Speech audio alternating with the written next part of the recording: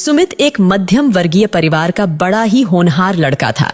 उसके गांव में कॉलेज नहीं था, इसलिए हाई स्कूल के बाद वह पढ़ने के लिए शहर आ गया था। वह जिस मकान में रह रहा था, वह मकान उसके किसी दूर के रिश्तेदार का था, जिसका किराया भी उसे नहीं देना होता था। मकान में बस केवल एक ही कमरा था, इसलिए उस मकान में सुमित के अलावे और कोई भी नहीं रहता था। सुमित जहां रह रहा था, उसके आसपास सभी घर गरीब लोगों के थे। चूंकि वह उस घर में अकेला रहता था, इसलिए खाना बनाने व कपड़े धोने से लेकर घर की साफ सफाई करने तक सारे काम उसे खुद ही करने होते थे। कुछ दिन बाद एक गरीब लड़की अपने छोटे भाई के साथ सुमित के घर पर आई। आते ही उसने पूछा, तुम मेरे भाई को ट्यूशन पढ़ा सकते हो क्या? सुमित ने कुछ देर सोचा, फिर बोला, नहीं, क्योंकि मैं यहां पढ़ने आया हूं, मेरे पास टाइम नहीं है, मेरी पढ़ाई डिस्टर्ब होगी। लड़की को शायद पता था कि सुमित खुद से खाना बनाता है, इसलिए उसने समय की समस्या का समाधान सुझाते हुए कहा, अपने भाई को पढ़ाने के बदले मैं तुम्हारा खाना बना दिया करूंगी। इससे तुम्हारे पास जो समय बचेगा उसमें तुम पढ़ा दिया करना। सुमित ने कोई जवाब नहीं दिया तो वह और लालच देते हुए बोली, मैं तुम्हारे बर्तन भी साफ कर दिया करूंगी। अब सुमित को भी लालच आ ही गया। उसने कहा, अगर कपड़े भी धो दोगी तो पढ़ा दूंगा। वह मान गई। इस तरह उसका रोज घर में आना जाना होने लगा। वह लड़की काम करती रहती और सुमित उसके भाई को पढ़ा रहा होता। सुमित की उस लड़की से ज्यादा बातें नहीं होती थीं। उसका भाई 8वीं कक्षा में था, पढ़ने में खूब होशियार था। इस कारण उसे पढ़ाने में सुमित को ज्यादा माथापच्ची नहीं करनी पड़ती थी। कभी कभी वह लड़की सुमित के घर की सफाई भी कर दिया करती थी।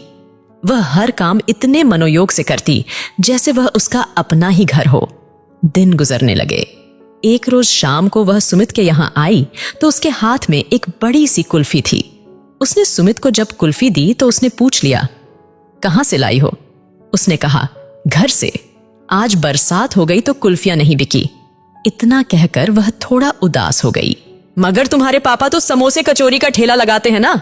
हाँ, सर्दियों में समोसे कचौरी और गर्मियों में कुल्फी। आज बारिश हो गई तो कुल्फी नहीं बिकी। हाँ, ठंड के कारण लोग कुल्फी नहीं खाते। सुमित ने आज उसे पहली बार थोड़ा गौर से देखा था। गंभीर मुद्रा में वह उसे अपनी उम्र से थोड़ी बड़ी लगी। शायद परिस्थितियों ने उसे समय से थोड़ा पहले ही बड़ा कर दिया था।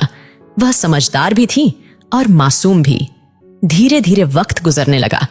अब तो कभी कभार सुमित उसके घर भी जाने लगा, विशेष तौर पर किसी त्योहार या उत्सव पर। कई बार उस लड़की से सुमित की नजरें मिलती तो फिर मिली ही रह जाती। सुमित कुछ समझ नहीं पाता कि आखिर ऐसा क्यों हो रहा है। समय इसी तरह बीतता चला गया। इस बीच सुमित ने कुछ बातें उस लड़की के बारे में भी जान ली कि वो बूंदी बांधने का काम करती है। बूंदी मतलब किसी ओढ़नी या चुनरी पर धागे से गोल गोल बिंदु बनाना। बिंदु बनाने के बाद चुनरी की रंगाई करने पर डिजाइन तैयार हो जाती है। सुमित ने बूंदी बांधने का काम करते उसे बहुत बार देखा था। एक दिन उसने उससे पूछ लिया, यह काम तुम क्यों करती हो? इसके पैसे मिलते हैं। क्या करोगी पैसों का? इकट्ठे करती हूं। कितने हो गए? यही कोई 6-7 हजार। मुझे 1000 रुपये उधार चाहिए, जल्दी ही लौटा दूंगा। सुमित ने उसे आजमाना चाहा। किस लिए चाहिए? कारण पूछोगी तो रहने दो। सुमित ने थोड़ी मायूसी के साथ कहा, अरे मैंने तो ऐसे ही पूछ लिया, तू मांगे तो सारे दे दूं। उसकी यह आवाज सुमित को आज बिल्कुल अलग सी लगी। मगर सुमित उस वक्त कुछ भी समझ नहीं पाया। उसे पैसे मिल रहे थे, वह उन्हीं में खोकर रह गया। दरअसल सुमित ने एक दोस्त से कुछ दिन पहले कुछ पैसे उधार लिए थे। वह 2-3 बार तगादा कर चुका था। अब वह उसके पैसे आज ही लौटा देगा। उसी को देने के लिए ही उसने लड़की से 1000 रुपये उधार मांगे थे। एक रोज सुमित को अपनी जेब में गुलाब की टूटी पंखुड़ियां मिली, मगर उस समय वह यह सोचकर रह गया कि कॉलेज के किसी दोस्त ने चुपके से डाल दी होगी। उस समय उसे प्यार वार की इतनी समझ तो थी नहीं जो वह कुछ समझ पाता। एक दिन सुमित के कॉलेज की एक लड़की दोस्त कुछ नोट्स लेने के लिए सुमित के पास आई थी। उस समय वह लड़की सुमित के घर के बाहर ही खड़ी थी। उस लड़की को देखकर वह बाहर से ही तुरंत वापस घर चली गई और फिर दूसरे दिन दोपहर में आ धमकी थी। आते ही उसने कहा, मैं कल से तुम्हारा कोई काम नहीं करूंगी। सुमित ने पूछा, क्यों? काफी देर तक तो उसने जवाब नहीं दिया। फिर ना जाने क्या सोचकर धोने के लिए उसके बिखरे कपड़े समेटने लगी। सुमित ने पूछा, कहीं जा रही हो क्या? लड़की ने कहा, नहीं, बस तुम्हारा काम नहीं करूंगी और तुम कल से मेरे भाई को भी मत पढ़ाना। अरे, तुम्हारे 1000 रुपये कल दे दूंगा, कल घर से पैसे आ रहे हैं। उसने सोचा कि शायद पैसे के लिए ही वह ऐसा कर रही है, इस कारण उसने उसे पक्का आश्वासन दे दिया। पैसे नहीं चाहिए मुझे। तो फिर? सुमित ने अपनी आंखें उसके चेहरे पर टिका रखी थी। जब उसने एक बार फिर सुमित से नजरें मिलाईं, तो सुमित को लगा कि उसकी आंखों में हजारों प्रश्न हैं, मगर वे सभी उसकी समझ से बाहर के थे। लड़की ने कोई जवाब नहीं दिया और उसके कपड़े लेकर चली गई। वह अपने घर से ही उसे धोकर लाया करती थी। दूसरे दिन वह न तो खुद उसके यहाँ आई और न उसका भाई ही वहां पढ़ने आया। सुमित ने जैसे तैसे खाना बनाया और खाकर कॉलेज चला गया, पर कॉलेज में मन नहीं लगा। वह समझ नहीं पा रहा था कि जब पैसे वाली बात नहीं है तो फिर यह लड़की ऐसे बर्ताव क्यों कर रही है। उसने बहुत सोचा, बहुत दिमाग लगाया, पर कुछ भी समझ नहीं पाया। दोपहर को वह जैसे ही कॉलेज से वापस आया तो वह सीधा उसके घर चला गया।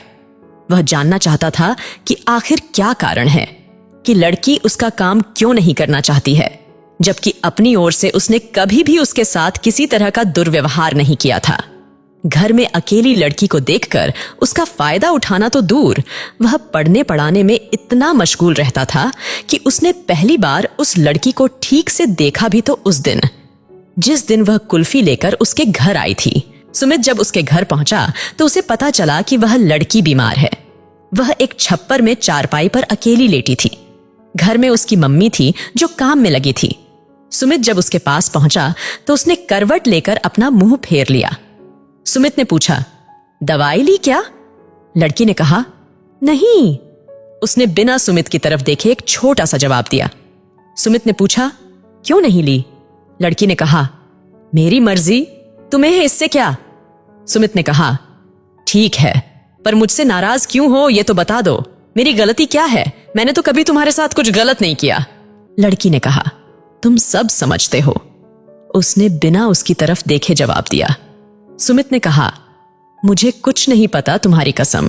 सुबह से परेशान हूं, प्लीज बता दो। न जाने किस अधिकार से सुमित ने उस लड़की की कसम भी खा ली। लड़की ने कहा, नहीं बताऊंगी, जाओ यहां से। इस बार आवाज रोने की थी। सुमित को जरा घबराहट सी हुई। आज से पहले उसने कभी किसी लड़की को छुआ तक नहीं था, इसलिए उसे उसको छूकर देखने की हिम्मत तो नहीं हो रही थी। पर पता नहीं क्यों आखिर डरते डरते उसने लड़की के हाथ को जब छूकर देखा तो वह उछल कर रह गया। लड़की का हाथ बहुत ही अधिक गर्म था। सुमित ने उसकी मम्मी को पास बुलाकर उसकी बुखार के बारे में उसे बताया। फिर वे दोनों उसे हॉस्पिटल ले गए। डॉक्टर ने कुछ दवाएं दी और उसे एडमिट कर लिया। कुछ जांच वगैरह होनी थी क्योंकि शहर में 1-2 डेंगू के मामले आ चुके थे। सुमित को अब उस लड़की को लेकर कुछ चिंता सी होने लगी थी। उसकी माँ उसके पापा को बुलाने घर चली गई तो सुमित उसके पास अकेला रह गया था। बुखार जरा कम हो गया था। वह लड़की गुमसुम सी लेटी थी। वह दीवार को एकटक घूर रही थी।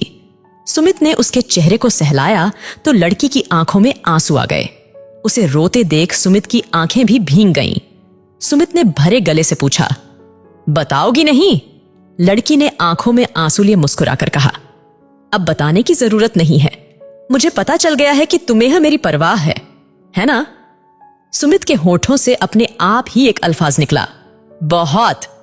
बस अब मैं यदि मर भी जाऊं तो मुझे तुमसे कोई गिला शिकवा नहीं रहेगी। उसने सुमित की हाथ को कसकर दबाते हुए कहा।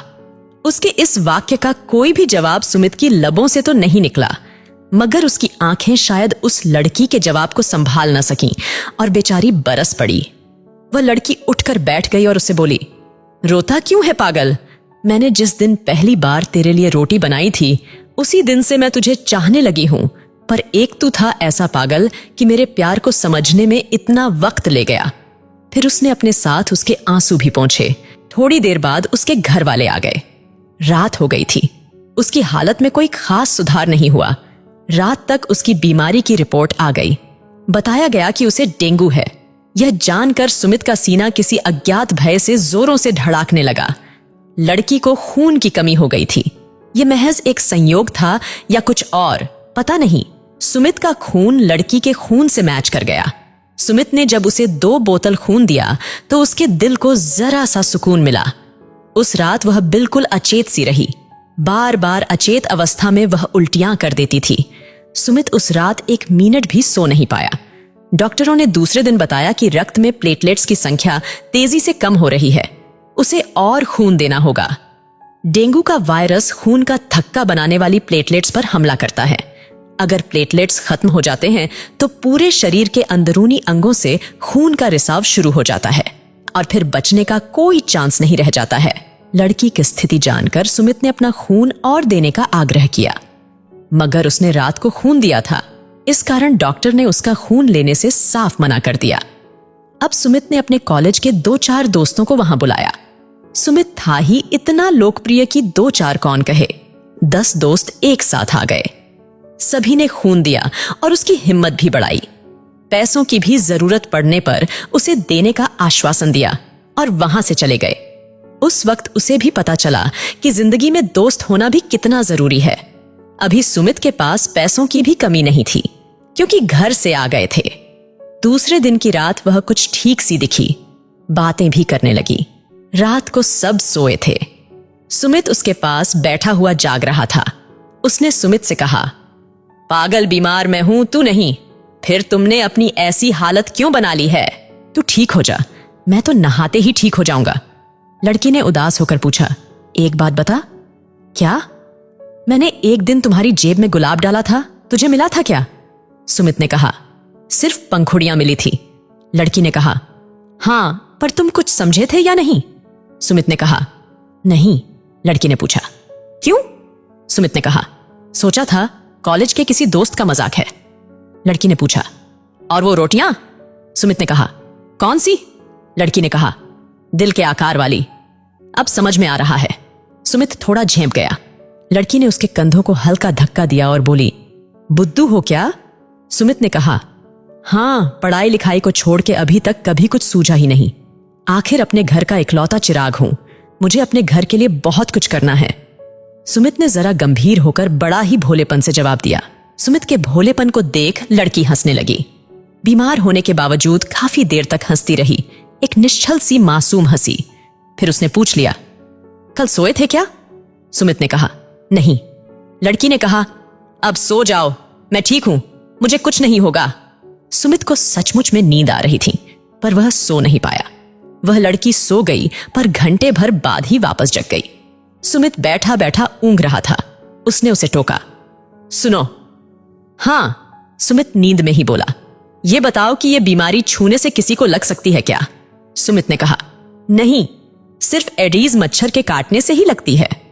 लड़की ने कहा, इधर आओ। सुमित उसके करीब चला गया। एक बार गले लग जाओ, अगर कहीं मर गई तो फिर मेरी ये आरजू कहीं बाकी न रह जाए। ऐसा ना कहो प्लीज। सुमित बस इतना ही कह पाया। इसके बाद वह लड़की बीमार होने के बावजूद सुमित से काफी देर तक लिपटी रही और फिर सो गई। उसे ढंग से लिटाकर सुमित भी वहीं पास में ही एक खाली बेड पर सो गया। वह सुबह बड़ी ही मनहूस थी। सुमित तो उठ गया, पर वह नहीं उठी, सदा के लिए सो गई। सुमित ने उसे जगाने की बहुत कोशिश की थी, पर उसने आंखें नहीं खोली। खोलती भी तो कैसे? वह इस संसार को, सुमित को छोड़कर इस दुनिया से जा चुकी थी। सुमित को रोता बिलखता छोड़कर। इतनी लंबी कहानी को अंत तक पढ़ने के लिए धन्यवाद। आशा करता हूं अच्छी लगी होगी। अच्छी लगी हो तो कृपया पेज को लाइक एवं फॉलो करें एवं कमेंट में अपना सुझाव व्यक्त करें।